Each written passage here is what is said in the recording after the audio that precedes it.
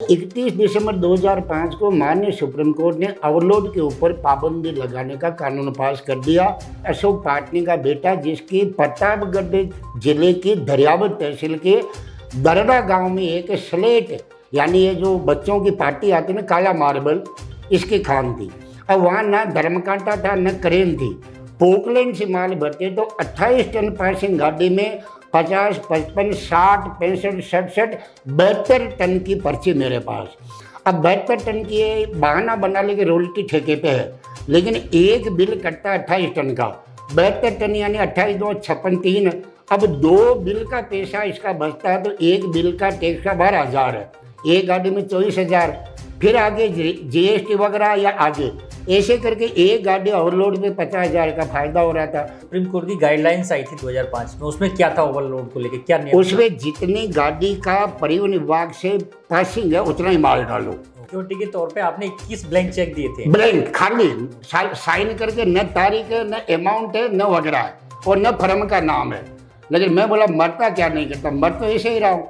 चलाऊंगा तो आरटीओ और कानून मार देगा, पुलिस मार देगी, टूट फूट मार देगी, आदिवासी इलाके में लूट मार देगी, और नहीं करूंगा तो मरना तो मुझे वैसे ही था, तो क्यों ना मैं मेरा चेहरा दिखाऊं।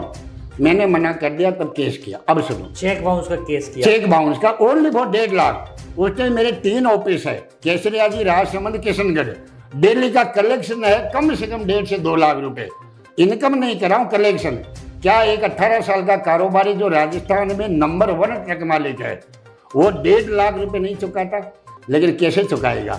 यदि वकील का नोटिस आए, पुलिस का समन आए, पुलिस का वारंट आए, कोर्ट का आए, कोई प्रकार की सूचना नहीं है। डायरेक्ट संपत्ति सूची कुर्की गिरफ्तारी वारंट निकला, ये ऑर्डर सीट करी। राजसमंद, नागौर, अजमेर के पुलिस अधीक्षक कार्यालय आरटीआई से मैंने पूछा कि 8/2010 आरके फ्यूल प्रॉपर्टी पीरदान बनाम पीरदान आपके पास कब कब समन वारंट, गिरफ्तारी वारंट आए? तीनों ने आरटीआई में लिखा ये पढ़े कि हमारे पास केस का किसी प्रकार का समन वारंट नहीं आया।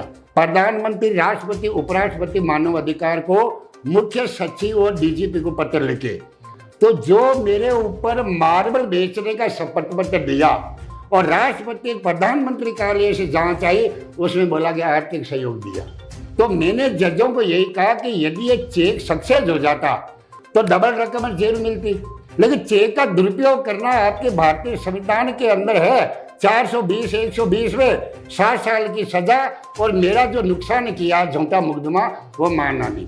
हाईकोर्ट मेरे ऊपर जो 3 आरोप थे, डीजल, मार्बल और रोकड़ देने का, वो तो दूर कर दिया, लेकिन हत्यारों ने, कानून और मानवता के हत्यारों, कानून की हत्या की है। जजों ने जल्लाद बन के हत्या कानून की है, उनको सजा नहीं मिली।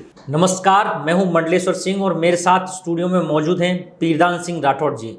पीरदान जी का काफ़ी अच्छा व्यवसाय चल रहा था। ये ट्रक संचालक थे। ट्रक संचालन की एक कंपनी थी जिनके अंदर कई ट्रक काम करते थे। ट्रक ऑपरेटिंग का एक तरह से ये काम करती थी कंपनी। लेकिन इनकी ज़िंदगी में एक ऐसी घटना हुई जिसने पूरी ज़िंदगी का रुख मोड़ दिया। आइए जानते हैं इनकी कहानी। पीरदान जी बताइए, शुरुआती आपका जो व्यवसाय था वो किस तरीके से चल रहा था, क्या कार्य किया करते थे आप? नमस्कार जी। 1995 से लेकर 2013 तक विश्व विख्यात Guinness book holder RK marble की खान राजसमंद में मेरा कारोबार चल रहा था। यानी आरके मार्बल के मानतीर, उसके बड़े बड़े ब्लॉक परिवहन करने के लिए मैंने 1995 में ट्रकें ली। 95 से लेकर 2005 तक हमारा किसी प्रकार का नहीं था, और आरके मार्बल के बड़े अधिकारी या बोर्ड अधिकारी या मालिकों के साथ ईश्वर की कृपा रही कि मेरा काम ईमानदारी से चलने से उनका, यानी कि कहते दोनों हाथ से ताली बजती, उनको ट्रक ऑपरेटर की जरूरत थी और मुझे खान की जरूरत थी। लेकिन 31/12/2005 को माननीय सुप्रीम कोर्ट ने ओवरलोड के ऊपर पूर्णतया पाबंदी लगा दी। यहाँ मैं थोड़ा सा ये जानना चाहूँगा, आपके ट्रक थे जो आरके मार्बल्स की जो खाने थी वहाँ से मार्बल को निकालते थे, उसमें लोड करके और फिर लेके जाते थे, तो फिर आप उसको मार्केट में बेचते थे या फिर वो सिर्फ? जी। खान से पार्टियां माल खरीदती थी, किशनगढ़ की, जयपुर की, चित्तौड़ की, नोएडा की, उदयपुर की, या फिर इसका एक्सपोर्ट जाता था तो कांडला। उस माल को हम परिवहन करते थे, किराया हमें मिलता था। खान से माल ये निकाल रहा है, खरीदने वाले आप जैसी पार्टियां हैं, और आपके माल सुरक्षित पहुंचाना, सिर्फ ट्रांसपोर्ट का काम ट्रांसपोर्ट का मेरा काम था, जो मेरी स्वयं की गाड़ियां थी। ओके, फिर क्या हुआ? अब 31 दिसंबर 2005 को माननीय सुप्रीम कोर्ट ने ओवरलोड के ऊपर पाबंदी लगाने का कानून पास कर दिया। उस कानून का धारा 300, 103 और 113 और 14 है। उसमें एक इतना कड़ा कानून है, क्योंकि सड़कें टूट रही थी। ये विश्व का जो एक होता है वो पैसा देते हैं 4 लेन 6 लेन का, तो मरम्मत का, और ऐसा होने से उन्होंने सर्वे किया कि राजस्थान के अंदर ये ओवरलोड चलने से सड़कें टूटती है और हमारा पैसा। इसमें सुप्रीम कोर्ट में उन्होंने कहा, तो सुप्रीम कोर्ट ने ओवरलोड के ऊपर पाबंदी लगा दी। अब जब 95 से 2005 तक जो गाड़ी थी नोटन पासिंग RTO से, उसमें 25, 27, 28 या मेरी एक गाड़ी थी RJ 23-874, उसमें 35 टन तक माल डाला। अब 35 टन भर रहा है तो बिल का और टैक्स का पैसा इसके 3 गाड़ी का बच रहा था। लेकिन सुप्रीम कोर्ट ने लगा दिया। अब ये क्या करता, तो इसने कहा कि बड़ी गाड़ियाँ, अब 40-18 मॉडल एक ट्रक आता है जिसमें 28 टन पासिंग है। मैंने एक साथ 4 करोड़ 19 लाख का लोन लेके मेरे नाम एडवांस नंबर लेके 21 गाड़ी का और इसकी बंद पड़ी खान को चालू करा दिया। मैंने जब 2006 से 8 तक 21 टेलर वहाँ चला के खान, तो अन्य मोटर मालिक जो छोटी गाड़ी वाले उन्होंने भी किया, तो इसका यह राजसमंद में कोटा पूरा हो गया। इसी का बेटा है अशोक पाटनी का बेटा, जिसकी प्रतापगढ़ जिले की दरियावत तहसील के दरड़ा गांव में एक स्लेट, यानी ये जो बच्चों की पार्टी आती है ना, काला मार्बल, इसकी खान थी। अब वहाँ ना धर्मकांटा था न क्रेन थी। पोकलैंड से माल भरते तो 28 टन पासिंग गाड़ी में 50, 55, 60, 65, 67, 72 टन की पर्ची मेरे पास। अब 72 टन की ये बहाना बना ले कि रोयल्टी ठेके पे है, लेकिन एक बिल कटता है 28 टन का। 72 टन यानी 28 2 56 3। अब 2 बिल का पैसा इसका बचता है, तो एक बिल का टैक्स का 12,000 है, एक गाड़ी में 24,000, फिर आगे GST वगैरह या आगे, ऐसे करके एक गाड़ी ओवरलोड में 50,000 का फायदा हो रहा था। लेकिन मेरे लिए ये था कि RTO चालान करा, पुलिस चालान करा, टूट फोड़ा, आदिवासी इलाका है। मैं परेशान हुआ तो इसको बोला, भाई मेरे बस में नहीं है, तो 100 गाड़ी लगभग सैंपल डाल दिया। जब मैंने वो माल डालना परेशान बंद हुआ, तो इसने मेरे जो 21 टेलर राजसमंद RK मार्बल में दिया था, उसमें एक चेक में 1.5 लाख रुपए भर के, और इसी के RK फ्यूल है, यानी RK मार्बल ग्रुप है, जिसमें वंडर सीमेंट है, कटनी में है। यहाँ मैं ये जानना चाहूँ, जो सुप्रीम कोर्ट की गाइडलाइंस आई थी 2005 में, उसमें क्या था ओवरलोड को लेके, क्या नियम? उसमें जितनी गाड़ी का परिवहन विभाग से पासिंग है उतना ही माल डालो। यानी नोटन है तो नोटन, 16 टन है 16 टन, 28 टन है तो 28 टन। और आपके जो टेलर्स थे, जो मेरे टेलर 28 टन पासिंग थे, तो राजसमंद में तो इसके धर्मकांटा था, तो ये 28 टन ही भर रहा था। लेकिन जब इसका यहाँ कोटा, गाड़ियों का कोटा पूरा हो गया ना, तब ये प्रतापगढ़ वाली वहाँ मुझे भेजा।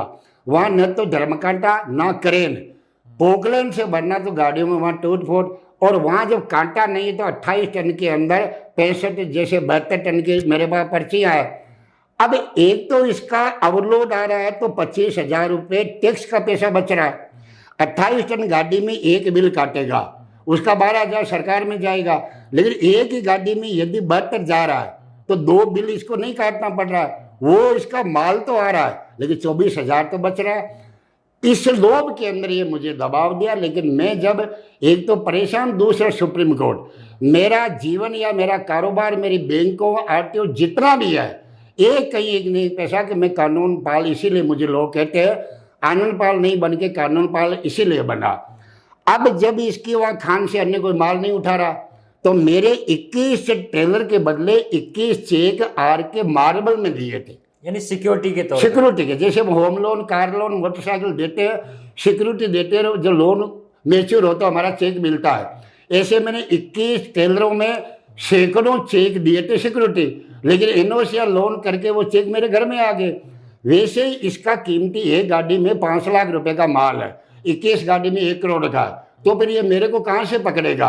तो सिक्योरिटी पेटर, मुझे भी डर किया था। दानवीर भामाशाह गिनीज बुक में नाम है, अमित शाह का बायां हाथ है, वसुंधरा गहलोत का खास है, जैन गौरववर्धन मिला, तो मुझे भरोसा करना था। एक चेक में, अब महत्वपूर्ण सुनो आप, तो सिक्योरिटी के तौर पे आपने 21 ब्लैंक चेक दिए थे। ब्लैंक खाली साइन करके, न तारीख है, न अमाउंट है, न वगैरह है, और न फर्म का नाम है। मैंने खाली चेक कर, भाई सिक्योरिटी पेटे, हमें माल उठाना, डर था नहीं। तो इसने एक चेक के अंदर 1.5 लाख रुपए भर के, अब सुनो महत्वपूर्ण क्या है, कि मेरा गाड़ी चल रही आर के मार्बल में, चेक मैंने दिया आर के मार्बल में, और वो चेक में आर के फ्यूल जो डीजल पेट्रोल खरीदता है, ये बाउंस करा के केस करता है, उसमें लिखता है कि पीड़िता ने मार्बल पेटे चेक दिया, बाउंस हो गया। बड़ी शर्म की बात है, 1 नंबर का काम करते। 31 तारीख को यह जो भी सरकार में डाटा है, स्टॉक दिखाते हैं, वो खरीद रहा डीजल मार्बल पेट्रोल और बेच रहा मार्बल। अब ये केस 3.25 साल तक चला। यानी आप पे ओवरलोड का दबाव बनाया गया। सिर्फ ओवरलोड, इसके अलावा कोई नहीं। 2 बात है कि ओवरलोड चलने से इसका 25,000 रुपये पड़े। और जब आपने नहीं माना, नहीं माना तो दबाव डालने के लिए वो एक कहावत है, मार मार मुसलमान बनाया। तो ये केस करके पुलिस जब तो इसके तो डर डाला कि डर जाएगा, लेकिन मैं बोला मरता क्या नहीं करता, मर तो ऐसे ही रहा हूँ। चलाऊंगा तो आरटीओ और कानून मार देगा, पुलिस मार देगी, टूट फूट मार देगी, आदिवासी इलाके में लूट मार देगी, और नहीं करूंगा तो मरना तो मुझे वैसे ही था, तो क्यों ना मैं मेरा चेहरा दिखाऊं। मैंने मना कर दिया, तब केस किया। अब सुनो, चेक बाउंस का केस किया। चेक बाउंस का ओनली फॉर 1.5 लाख। उस टाइम मेरे 3 ऑफिस है, केसरिया जी, राजसमंद, किशनगढ़। डेली का कलेक्शन है कम से कम 1.5 से 2 लाख रुपए। इनकम नहीं कर रहा हूँ, कलेक्शन। क्या एक 18 साल का कारोबारी जो राजस्थान में नंबर 1 ट्रक मालिक है, वो 1.5 लाख रुपए नहीं चुकाता? लेकिन कैसे चुकाएगा? यदि वकील का नोटिस आए, पुलिस का समन आए, पुलिस का वारंट आए, कोर्ट का आए, कोई प्रकार की सूचना नहीं है, डायरेक्ट संपत्ति सूची कुर्की गिरफ्तारी वारंट निकला, ये ऑर्डर शीट कह रही। लेकिन इससे पहले मैं आपको कह रहा हूं कि मेरा चेक है, सुप्रीम कोर्ट या अन्य अदालत का है, कब नहीं बताना कि किस एवज में दिया, चेक बाउंस हो सकता है। तो चेक बाउंस होता है, उसका डबल पैसा होता है, 1.5 का 3 या 6 महीने की जेल। इसके लिए मैं तैयार था। आप मुझे सूचना तो देते कि तेरे ऊपर केस किया हमने, कि मेरा चेक व सिक्योरिटी है, तो मैं कैसे मानूंगा? और फिर मेरे जरूरी नहीं कि हर खातों के अंदर 1.5 लाख अमाउंट रहे। तो इसने वाच किया कि जिस दिन मेरा HDFC में बैलेंस नहीं था ना, उस दिन चेक लगा के रिटर्न करके केस किया। शपथ पत्र के अंदर आर के फ्यूल का प्रोपराइटर जो आर के मार्बल का है, वो लिख रहा है कि मार्बल पेटे, और 3.25 साल बाद में बरी होता हूं, और जब जांच मांगता हूं तो दर्जनों मुकदमे तो हुए ही है, लेकिन वो स्वीकार कर रहा। अब सुनो मेन बात, वो कह रहा कि पीड़िता को हमने समन भेजा, वारंट भेजा, गिरफ्तारी वारंट भेजा, जमानती वारंट भेजा। वो कह रहे कि राजसमंद, नागौर और अजमेर को भेजा। राजसमंद, नागौर, अजमेर के पुलिस अधीक्षक कार्यालय RTI से मैंने पूछा कि 8/2010 से आर के फ्यूल प्रोपराइटर पीड़िता बनाम पीड़िता, आपके पास कब कब समन वारंट, गिरफ्तारी वारंट आए? तीनों ने RTI में लिखा ये पढ़े कि हमारे पास केस का किसी प्रकार का समन वारंट नहीं आया। जब समन वारंट पुलिस को नहीं मिला, मैंने न्यायालय की कौन सी अवहेलना कर दी, कौन से कानून की अवहेलना की, और कौन से पुलिस की अवहेलना कर दी। जो ASP राजेश मीणा, जो मंथली कांड में 10 थानेदारों के साथ खुद जेल गया था, जज सतीश व्यास, किशनगढ़ निवासी, आर के मार्बल जहाँ रहता है, उसने मेरी संपत्ति सूची और कुर्की गिरफ्तारी का वारंट निकाला। ये कौन सी न्याय प्रक्रिया है? आपके भारतीय संविधान कानून में तो ऐसा नहीं, केस की सूचना नहीं। मेरे को सूचना मिलती, जज साहब को हाथ जोड़ के बोलता 1.5 लाख का लिया ना, ये इसके अनुसार, जबकि लिया नहीं, ये 1.5 लाख लो, ये 1.5 जुर्माना ले लो। चेक बाउंस का जो केस किया, उससे पहले कोई सम्मन या नोटिस देना होता है, तो वो आपको नहीं दिया गया था? आपको जैसे लीगल बता रहा हूँ, मैं मार मार मुसलमान में कानून का कीड़ा हो गया। कि चेक बाउंस होते ही परिवार का वकील का नोटिस आता है कि आपका ये चेक था, बाउंस हो गया, ये रकम है, आप इसका अमाउंट दे दीजिए, वरना 15 दिन बाद केस करेंगे।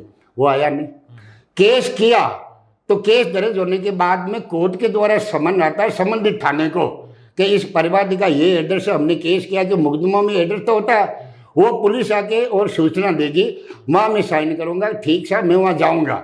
यदि मैं साइन करने के बाद नहीं जाऊँ तो वो फिर जमानत लेगा। मेरे 2 पड़ोसियों की 5-5 हज़ार या 10 हज़ार का एक, वो भी नहीं आया। उस जमानत की अवहेलना करने के बाद वो गिरफ्तारी वारंट निकाल सकता है, यह आपका कानून कहता है। मेरे पास वकील का नोटिस नहीं, पुलिस का समन नहीं, जमानत किसने दी नहीं, केस की सूचना नहीं, कोर्ट से सूचना नहीं, और डायरेक्ट एएसपी को संपत्ति सूची की और गिरफ्तारी। जब यह सूचना मुझे मिलती है, राजसमंद कोर्ट जाता हूं, 15/9/2012 डेट बता रहा हूं, तो उनको पता लग गया कि वो आ रहा है। हमारे सामने जज को कहेगा, जज भी नंगा हो जाएगा, क्योंकि किस आधार पे तूने गिरफ्तारी और संपत्ति सूची कुर्की का आदेश मांगा। और मेरे को लोग जानते थे कि ये सच्चा है, किसी के सामने बोलने से डरता नहीं। 2 किलोमीटर पहले किडनैप हुआ, मेरा अपहरण हुआ है। अच्छा, आप कोर्ट जा रहे थे, उससे पहले किडनैप कर पहली सूचना एएसपी को लिख रहा है, वो पत्र मेरे को भेज रहा है। पत्र लिखा आपके नाम और एड्रेस किया अन्य के नाम। तो गिरफ्तारी वारंट डराना, यहाँ भी डराना है कि ये देख, हमने एएसपी के द्वारा तेरी गिरफ्तारी और संपत्ति कुर्की का आदेश करवा दिया है। वो पत्र रजिस्ट्री करवा के मेरे घर आता है। मैं उसको पढ़ता हूं तो वकीलों से पूछता हूं, बोला ऐसा हमने कभी नहीं सुना, लेकिन तू इस तारीख को चला जा। मैं जाता हूं, उनको पता लग गया। तो आर.के. मार्बल मोड़ बोलते हैं खानगा, वहां उसके गुंडे आते, RJ 30 5000 नंबर की गाड़ी, जिसमें एक मैनेजर, प्रोडक्शन मैनेजर है, जो कांग्रेस के पूर्व रक्षा मंत्री AK एंटोनी का भांजा है। वो अपनी कार नंबर RJ 30 5000 उसमें मेरी गाड़ी में उतार के खुद की गाड़ी में उतारता है, वहाँ मारपीट करता है। और उनका वकील है, जो बार एसोसिएशन का अध्यक्ष भी था, देवेंद्र सिंह राठौर देवगढ़ का, उसके चेम्बर में ले जाके मुझे बंद करते हैं। वहाँ मेरे को डराते धमकाते हैं और जाके केस को जज को बोलकर मुझे दोषमुक्त करवा देते हैं। अब यदि जज गिरफ्तारी वारंट और संपत्ति सूची करता है और राजीनामा हो जाता है, तो वो जज राजीनामा मांगता है। क्या कैसे राजीनामा किया? कोर्ट का समय जाया किया, 3 साल केस किया, तो क्या अब न तो कोई लिखा पढ़ी होनी है, न राजीनामा। मुझे राजीनामा करना नहीं था, क्यों, मैं डिफॉल्टर तो था नहीं ना। तो जज भी मर रहा था और R.के. मर गया, तो इन्होंने मार करके दोषमुक्त कर दिया। वहां मारपीट की धमकी देके निकाल दिया कि इधर आना मत। 6 महीने नहीं गया, 6 महीने बाद में उसका निकलाया। तो इस ऑर्डर शीट है कोर्ट की, इसमें नागौर, अजमेर और राजसमंद पुलिस को समन भेजना बताया। मैंने RTI निकाली तो तीनों पुलिस अधीक्षक कार्यालय बोला नहीं आया। फिर मैं वकीलों को दिखाया, बोला ये तो आज़ाद भारत का सबसे गैर न्यायी काम है। इसके लिए मैं जांच के लिए निकला। प्रधानमंत्री, राष्ट्रपति, उपराष्ट्रपति मानव अधिकार को मुख्य सचिव और DGP को पत्र लिखे। तो जो मेरे ऊपर मार्बल बेचने का शपथ पत्र दिया और राष्ट्रपति प्रधानमंत्री कार्यालय से जांच आई, उसमें बोला गया आर्थिक सहयोग दिया। तो इसका मतलब क्रॉस में खुद ही फंस गया। आर्थिक सहयोग का मैंने RTI मांगी, बोला कोई सबूत साक्ष्य नहीं है। उस RTI को लगा कि फिर प्रधानमंत्री, उपराष्ट्रपति, राष्ट्रपति लिखा, तो DGP के आदेश हुआ। मुख्य सचिव CO ओम प्रकाश ने जांच की, तो वही पुष्कर पाटीदार जो 5 साल पहले मार्बल बेचने का शपथ पत्र देता, वो लिख रहा है कि टाइप एरर हो गई थी, मार्बल नहीं डीजल बेचा था। उसका वकील देवेंद्र सिंह राठौर भी क्राइम ब्रांच में बयान दे रहा कि मैंने पढ़ा नहीं, टाइप एरर। पुष्कर पाटीदार कह रहा कि मैंने पढ़ा नहीं, टाइप एरर। तो किसने परिवार दिया और किसने पेश किया? दोनों कह रहे मैंने पढ़ा नहीं। कोई बात, उसकी RTI मांगी। आपने डीजल दिया, कौन सी गाड़ी को कितने लीटर दिया, ड्राइवर के हस्ताक्षर, अमाउंट, तो साफ लिखा कि कोई साक्ष्य सबूत, गाड़ी नंबर वगैरह नहीं है। ये इसका पूरा घोटाला या RTI से। और तीनों आरोप, तीनों जांच करने वाले प्रधानमंत्री के आदेश है, DGP मुख्य सचिव के आदेश है, और खुद बयान दे रहे हैं। एक ही चेक में एक ही मुकदमा है, पहले मार्बल बेचने का, फिर आर्थिक सहयोग देने का, फिर डीजल देने का। मार्बल बेचने का राजसमंद से बरी हो गया, लेकिन मेरे चेक का दुरुपयोग, मेरे 6 करोड़ का व्यापार, मेरी इज्जत को बर्बाद किया। तो मैंने जजों को यही कहा कि यदि ये चेक सक्सेस हो जाता तो डबल रकम जेल मिलती, लेकिन चेक का दुरुपयोग करना आपके भारतीय संविधान के अंदर है। 420 120 में 7 साल की सजा, और मेरा जो नुकसान किया झूठा मुकदमा, वो माना नहीं। लेकिन अब करे क्या? आपको बीच में बता दूं माफी के साथ, सोहराबुद्दीन एनकाउंटर हुआ था विश्वविख्यात, उसका कॉन्ट्रैक्ट मर्डर का देने वाला R.के. मार्बल का डायरेक्ट बिमल पाटनी है। उसके अंदर अमीषा जेल रहा था, गुजरात से तड़ीपा रहा था। गुलाब चंद कटारिया गृह मंत्री को अग्रिम बेल मिली थी, R.के. मार्बल के डायरेक्ट बिमल पाटनी को अग्रिम बेल मिली थी।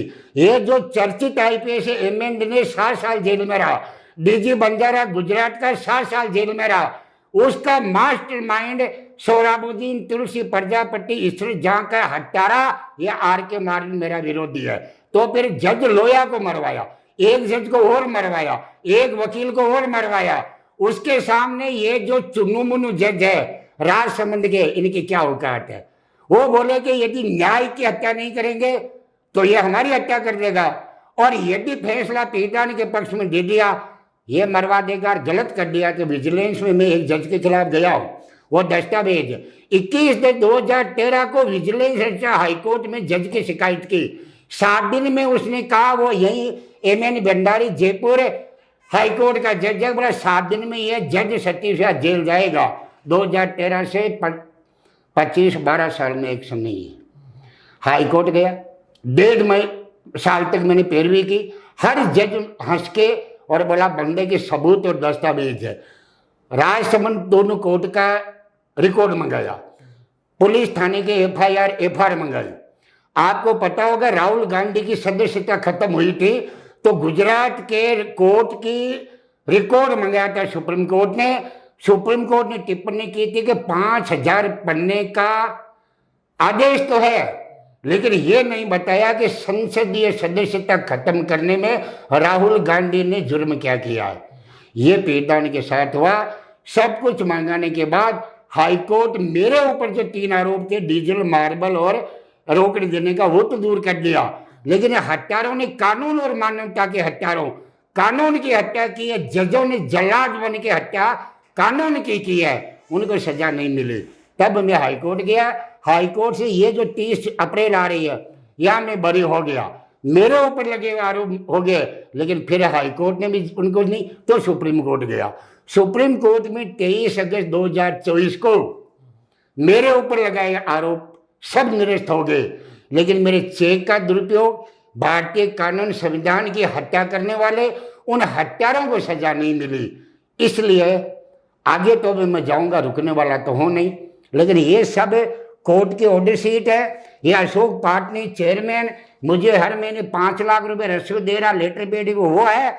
एक आखिर में कि आर के मार्बल के मालिक और अधिकारियों ने क्राइम ब्रांच के जांच अधिकारी, जो वसुंधरा के आदेश से मिला था, जांच अधिकारी गोपीलाल चंदेल, उसको बयान दे रहे थे पीड़िता का हमारा किसी प्रकार का लेन देन नहीं हुआ। जब लेन देन नहीं हुआ तो एक तो यहाँ आर्थिक सहयोग लिख रखा है, दूसरी बात आर के मार्बल का हेड केशियर है आनंद कुमार, उसके सिग्नेचर है। हर महीने ये 50,000 रुपये लेके रिसिप्ट दे रहा, तारीख लगा रहा है।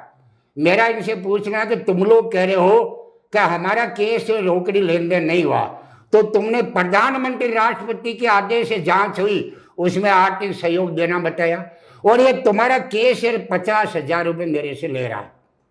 ये हस्ताक्षर क्राइम ब्रांच के जांच अधिकारी गोपीलाल चंदेल को 29 मई 2015 को आर के मार्बल ग्रुप का चेयरमैन अशोक पाटनी कह रहा है कि पीड़िता को मैंने घर खर्चा चलाने के लिए 5 गाड़ी लफर की दी। ये अशोक पाटनी के हस्ताक्षर है, अशोक पाटनी की लेटर हेड है। यानी रिश्वत देना और रिश्वत लेना दोनों अपराध है। ये उसकी लेटर पेड है। कल को कह दे कि ये झूठ है, लेकिन क्राइम ब्रांच के जांच अधिकारी को स्वीकार किया है कि मैंने पीड़िता का कारोबार हमने खत्म कर दिया, 5 गाड़ी लफर की देके, और बोला कि इससे तो खर्चा चला ले और गाड़ियां बना के लगा।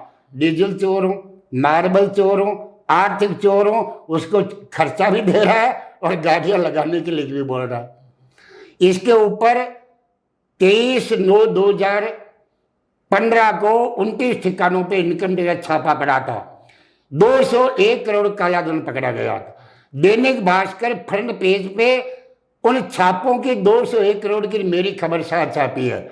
बोला कि पीड़िता एक ट्रक मालिक था, आर के मार्बल के मालिकों के साथ बैठता था, और चाहे कटनी हो, चाहे आंधी हो, बांसवाड़ा हो, राजसमंद हो या केसरिया जी हो, हर जगह पीड़िता की गाड़ी जाती थी, पीड़िता के खास हुआ करता था। दुर्भाग्य रहा, जैसे अभी आपने शुरुआत में कहा कि पीड़िता ने सुप्रीम कोर्ट के नियम की पालना करने के लिए मारा गया। अवहेलना करता तो न जाने 56 गाड़ी से 500 गाड़ी बनता। वो अखबार ने छापा, वो मेरा नहीं। जो 29 ठिकानों बाबा रामदेव का स्टिकर लगा हुआ, वो मेरा नहीं। 201 करोड़ काला धन पकड़ा गया। दानवीर भामाशाह है, जैन गौर रत्न है, विद्यासागर सुधासागर का चेला है, वो काला पकड़ता है। ऐसे अनेक कुकर्म है। मेरे पास 18 साल रहा हूं, लेकिन मैं लीगल बात कर रहा हूं। आज मैं किसी पे आरोप नहीं लगा रहा। मेरे को जज बता दे कि बिना केस की सूचना मिले तो उन्हें गिरफ्तारी और संपत्ति सूची कैसे मांगी। मुझे जज बता दे कि गिरफ्तारी मांगने के बाद में उसी दिन नोट पड़े, उसी दिन दोषमुक्त की सजा पे किया। राजसमंद में मैंने इसके खिलाफ मुकदमा दर्ज कराया तो जज ने बहस सुन के 12 दिन बाद का रिजर्व रखा, यानी 6 जनवरी को बहस सुनी, 18 जनवरी को आदेश देना था। 9 महीने 14 पैसे के ऊपर आदेश नहीं दिया। जज डर गया कि न्याय की हत्या करूंगा तो पीड़न हाईकोर्ट विजिलेंस जाएगा, और यदि मैं सही न्याय के हिसाब दिया तो जज लोया की तरह मुझे मरवा देगा। गहलोत इसका घर जाता है, वसुंधरा इसके घर जाती है, सचिन पायलट घर जाता है, जेपी नड्डा ने अभी बेटे की शादी की पुष्कर इसके घर गया, पूरी व्यवस्था इसकी थी। इसके खिलाफ एक चुनो मनो जज क्या करेंगे। कुछ दिन पहले अशोक गहलोत ने कहा कि यदि हम किसी डॉक्टर की बदली करते हैं तो जजों के फोन आते हैं बदली रुकवाने या करवाने के लिए। तो जब जज अपने डॉक्टर के लिए करते हैं तो क्या मुख्यमंत्री का कहना जज नहीं मानेगा। दूसरा, मुख्यमंत्री ने कहा कि जो वकील फैसला लेकर ले जाते हैं जज वही लागू करते हैं। एचआरडी मंत्री मुरली मनोहर जोशी भारतीय जनता पार्टी के स्तंभकार बीकानेर में बयान दिया था कि आजकल न्याय नहीं फैसले होते, फैसले होते नहीं करवाए जाते हैं, जजों के बंगलों के सामने लोग झोला करे। मुरली मनोहर जोशी तो कोई छोटा मोटा नहीं, अशोक गहलोत छोटा मोटा नहीं। मेरे ये दस्तावेज है, मैंने 6 जजों के खिलाफ मुकदमा नंबर और नामजद जजों की डीवाई चंद्रचूड़, इससे पहले वाले नामजद डाक रजिस्ट्री कलेक्टर के द्वारा 6 जजों की शिकायत कर रखी है। और 21/10/2013 को इस छत्तीसगढ़ की vigilance registrar high court MN Bhandari हुआ करते थे, जो अभी जयपुर हाईकोर्ट के जज है। 7 दिन में जेल भेजने का मुख्य कहा था। आरटीआई से 6 महीने बाद जवाब दिया। आरटीआई यही है कि परिवादी अभी लंबित है। 7 दिन में विजिलेंस से मतलब एक्शन लेने वाली 6 महीने बाद अभी पेंडिंग बता रहा है, और 12 साल बाद एक्शन नहीं लड़ा। ये कौन सा आपका भारत का कानून संविधान देश का सबसे खूबसूरत है, आप बता दो। आपने सुप्रीम कोर्ट के फैसले के लिए ये लड़ाई लड़ी, लेकिन सुप्रीम कोर्ट ही आपके जो चेक बाउंस में आपके खिलाफ जो दुरुपयोग किया गया था उसके खिलाफ कोई निर्णय नहीं ले पाया। आप क्या आपका अगला कदम? ये बहुत बढ़िया आपने सवाल पूछा। मेरी फेसबुक या मेरे मित्र पढ़ते हैं, मैं एक तो ये बोला कि मैंने 3 चुनाव लड़े, लोकसभा विधानसभा का, तो जमानत जब्त के पैसे मेरे मित्रों ने दिया। Lower court, high court, supreme court के वकीलों का पैसा मेरे मित्रों ने दिया। जब 23 अगस्त 2024 को इसने भी उन हत्यारों को सजा नहीं दी, मैंने पोस्ट डाली, मित्रों मुझे अंतर्राष्ट्रीय कोर्ट जाना है। यह हमारा लीगल प्रोसेसर है। लोअर कोर्ट नहीं तो हाई कोर्ट जाओ, हाई कोर्ट नहीं सुप्रीम कोर्ट जाओ, और सुप्रीम कोर्ट भी नहीं है तो आप अंतर्राष्ट्रीय कोर्ट में जाओ, जैसे वो हरीश साल्वी वगैरह, ये अनेक केस वहाँ लड़ते हैं। मेरे पास में वीजा सिर्फ एक पासपोर्ट बेटे का रुका हुआ था, क्यों बेटे पर भी 10 साल से झूठा केस कर रखा था, जो अभी मैंने 60 लाख रुपए इसकी संपत्तियां देके और सब कुछ वो किया। बेटे का पासपोर्ट बन गया। विदेश में मेरे मित्र है जो मुझे आर्थिक सहयोग भी करता है कानूनी, उन्होंने बोला कि अंतर्राष्ट्रीय कोर्ट में हम आपका वकील कराएंगे, जो कुछ आपके पास ले आना बाकी। तो यहाँ तक है कि कुछ पैसा मुझे मेरे मित्रों ने मेरे खाते में डाल दिया। मैं मेरे धर्म और ईमान यानी भगवान आत्मा परमात्मा को गवाह हूँ, मैं आपके लिए भी जवाबदार नहीं हूँ। क्यों, मेरी शक्ति है वो सत्य की है, वो मेरी आत्मा परमात्मा जानता है। सत्य ही शक्ति है, शक्ति का नाम माँ भगवती है। मैं भगवती की शक्ति तोड़ने आपको गुमराह नहीं करूँगा। जैसे कई आरटीआई एक्टिवर्स कई है जो छाते पाते हैं, 9 लाख रुपए लेते हैं खुद के केस में, उनमें नहीं। तो लगभग 3 लाख रुपए मुझे मित्रों ने दे दिया। अब मेरा पासपोर्ट, वीजा या हवाई जहाज का किराया मेरा बेटे का, एक वकील साहब जो मेरे जवाई साहब उनको साथ भेजूंगा, ये व्यवस्था होगी। अब कई लोग कहते हैं कि पागल हो गया क्या यार, जब हाई कोर्ट सुप्रीम कोर्ट नहीं तो वो कौन है। कोई बात नहीं, यदि हाई कोर्ट गया तभी मेरा चेहरा बाहर आया ना, वरना ये दानवीर भामाशाह था। मुझे ब्लैकमेलर पागल कहते थे, डीजल मार्बल आर्टिक चोर कहते थे।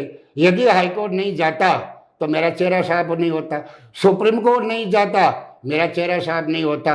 अब यदि अंतर्राष्ट्रीय कोर्ट जाऊंगा ना, भारत के राष्ट्रपति मुर्मू, प्रधानमंत्री नरेंद्र मोदी, सुप्रीम कोर्ट का जज जो खन्ना है, राजस्थान का मुख्यमंत्री भजनलाल, राज्यपाल जो मराठा है, और हाईकोर्ट दोनों जजों का नाक कटवाने के लिए विदेश जाऊंगा। क्या भारत इतना एक आज के अकबर बाबर के सामने पूरे संविधान और लोकतंत्र को घुटनों में डाल दिया।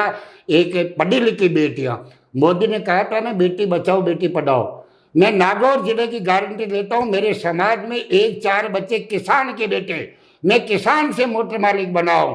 मेरी बेटियां यही आपके जयपुर मानसरोवर ट्रिपल IIM और इंटरनेशनल गर्ल कॉलेज से BBA MBA और CS किया है, अजमेर से LLB LLM RJS किया है। दोनों बेटों के पास डबल ट्रिपल डिग्रियां हैं। 11 साल तक झूठा मुकदमा दर्ज करके मेरी बेटियों का कैरियर बर्बाद कर दिया। ये भारत के प्रधानमंत्री को बताना है कि आपने बेटी बचाओ बेटी पढ़ाओ का किया, ये तुम्हारे जज और पुलिस जल्लादों ने इनका कैरियर बर्बाद किया। सुप्रीम कोर्ट तक न्याय नहीं दे रहा। भजनलाल से अभी आने के बाद 2 बार आरटी लगाई। भजनलाल जी, अजमेर रेंज पुलिस मुझे मुगलों अंग्रेजों की तरह मेरे परिवार को छीन रही है, काट रही, झूठे मुकदमे दर्ज करा रही, करोड़ों की संपत्तियां। मुख्यमंत्री दिया कुमारी, उप मुख्यमंत्री और मेरा विधायक वासुदेव देवनानी को पत्र लिखे वहां से जांच आती है, अलग मेरे ऊपर नया आरोप लगाता है। ये पागल है, 15 से जांच मांग रहा है, ये नेताओं का इस्तीफा मांगता है, अधिकारियों का। मैंने कभी नेताओं का नहीं मांगा।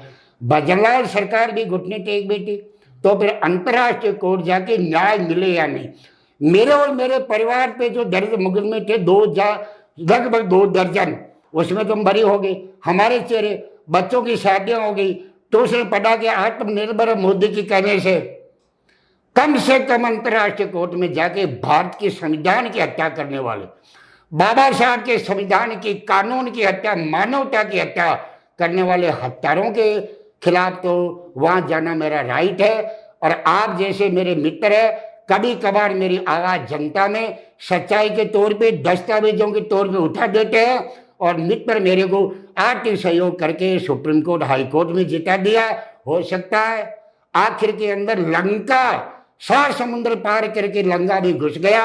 आखिरी वाणी को विभीषण बताएगा कि आज के अकबर राणा अशोक पाटनी का भी खात्मा हो जाएगा, और ये हत्यारे को पालने वाली बीजेपी कांग्रेस इसको संरक्षण देती है, इनका भी चेहरा नोच लूंगा अंतर्राष्ट्रीय कोर्ट में। इसके लिए वहां जा रहा हूं।